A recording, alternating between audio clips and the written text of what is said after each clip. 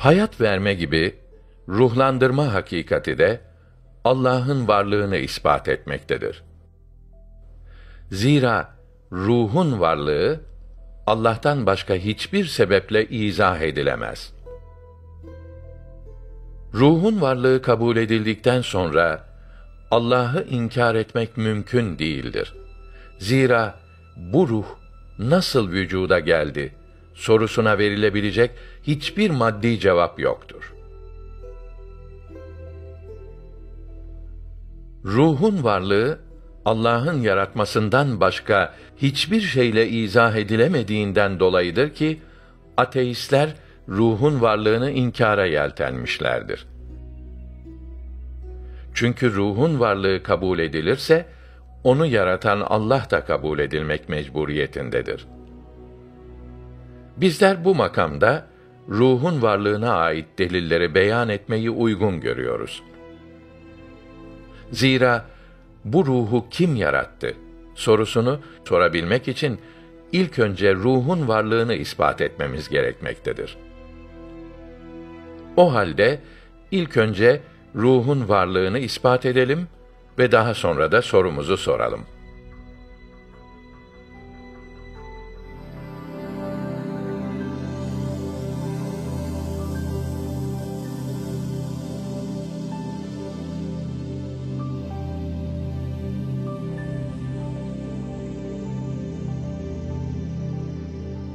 Bir, hukuk, kardeşlik ve aile gibi kavramlar ancak ruhun varlığını kabulle kaimdir. İsterseniz biraz daha açalım. Bilindiği gibi insan 6 ayda bir bedenindeki bütün hücreleri değiştirmekte, adeta yeni bir insan olmaktadır.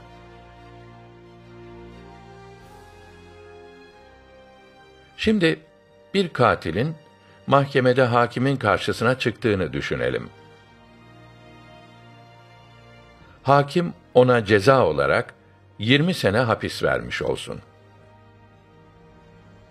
Bu katil hakime dönerek şöyle dese: "Siz bana ceza veremezsiniz. Çünkü cinayeti işleyen ben değilim. Hücrelerimin değişmesiyle ben yeni birisi oldum.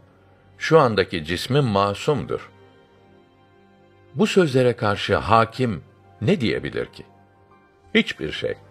Çünkü o da eski hakim değildir.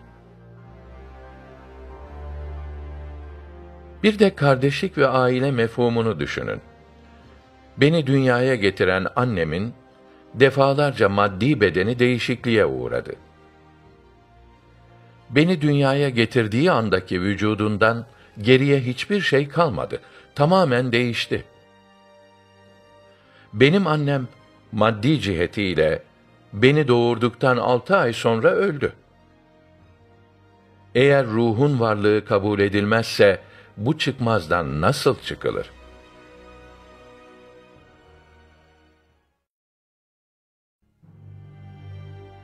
İki, İnsan bir boşlukta dünyaya gelse ve göz, kulak, el gibi azaları olmasa, uzunluk, yakınlık, büyüklük, küçüklük gibi mefhumları anlayamamakla birlikte kendi varlığından asla şüphe etmez.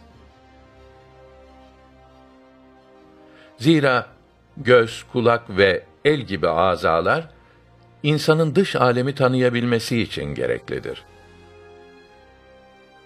Kişi o azalar olmadan dış dünyayı tanıyamaz. Ama kendi varlığından da şüphe etmez.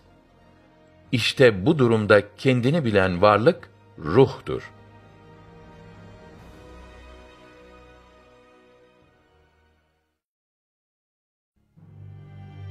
Üç, İnsan bir işi yaptığında ben yaptım der.